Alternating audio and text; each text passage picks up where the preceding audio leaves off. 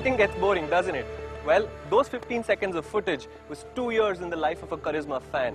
You see, since the last Karizma upgrade, about 2 years ago, they've had nothing. What they got was colored wheels and a piece of plastic that sat in front of the engine.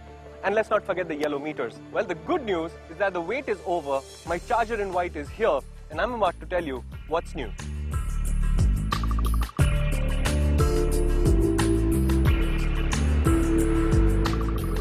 So this is the new Hero Honda Karizma ZMR.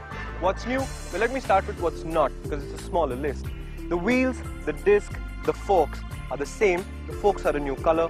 The tank is almost exactly the same, as are the engine panels. But again, the engine panels are a new color.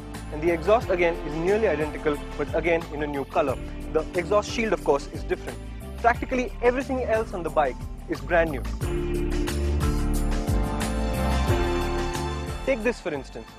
This comes from the CBZ Extreme, but the whole tail unit is wider and it gives you the impression of a much more substantial motorcycle. Split grab rails, in fashion now, the Karizma gets them. Look further down and you'll see the new disc brake, again a Karizma first. There used to be drum brakes earlier. This line is very similar to the old Karizma, but the panel itself has minor design tweaks, and you'll spot the sticker that talks about the new catalyzer system. So this is a cleaner bike environment-wise. Look ahead, and that's the big change. A big bulbous fairing with ZMR written on it, just like a Hayabusa's. In fact, most of the Overdrive team thinks this bike actually does look a lot like the Hayabusa. But continue further, and you'll also see the very organically designed headlamp. It's a very similar shape to the GSXR from a couple of years ago. Two Suzuki influences on a Hero Honda?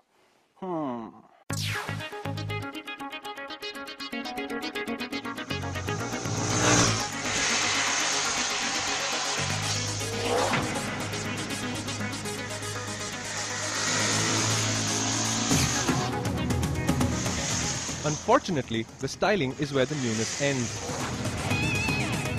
The engine and gearbox have no updates beyond fuel injection.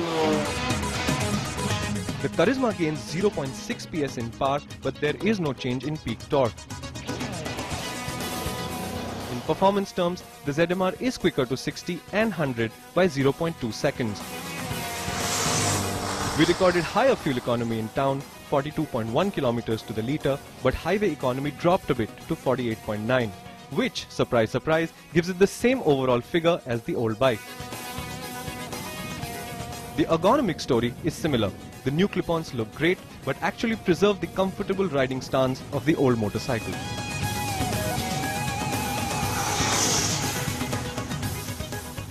Powertrain-wise, how is the new Karizma? Well, it's very similar to the old Karizma, and that's not a bad thing. This bike loves the low and the middle revs, and the torque there is just incredible. You just roll on the throttle and you go. What the fuel injection does is bring a little more power to it, and so it accelerates a little quicker than the old bike. In the top speed, however, we saw a small drop, but I think that's primarily because the engine is brand new, and when it's run in and it opens up a little bit, we will see the top speed go back up to where it was, or maybe slightly higher than that. Overall, it's a really slick job. The only changes to the chassis are gas-charged shocks at the rear and a 5mm drop in wheelbase. The new suspension bits further improve the already impressive ride quality, and the shorter wheelbase makes it a little easier to chuck the ZMR into corners. The old motorcycle was a pretty good package to begin with, and this one improves that by a small margin.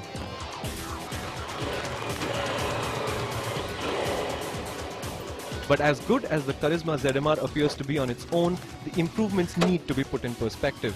And what better to do that with than with the recently refreshed pulser220.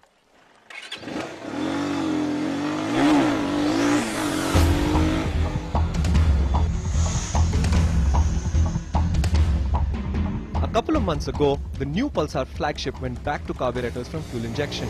A retrograde step technology-wise, but one that dropped the price of the P220 as well as brought it performance gains. Ninja 250R aside, the P220 is the quickest and fastest motorcycle in India today, with its engine making 21 PS. In fact, the P220 is half a second quicker than the ZMR to 60 kmph and a whopping 2.2 seconds quicker to 100. The Pulsar gives away 3cc to the Karizma, but the Karizma is 9 kgs heavier than this bike now. Add to that the fact that this has more power, and there's no surprise that this has significantly more performance. That's why I think this is the better powertrain of the two.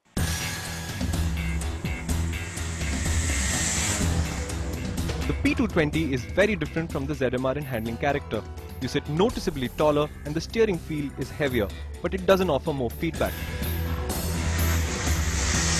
In corners, the P220 is harder to get turned in, but once you do, it's more stable than the ZMR at intermediate speeds. Approaching full pace though, the soft, supple ride quality, so welcome when out touring, makes the P220 feel less comfortable than the neutral ZMR, which handles race pace well, with only the foot pegs grinding down, getting in your way.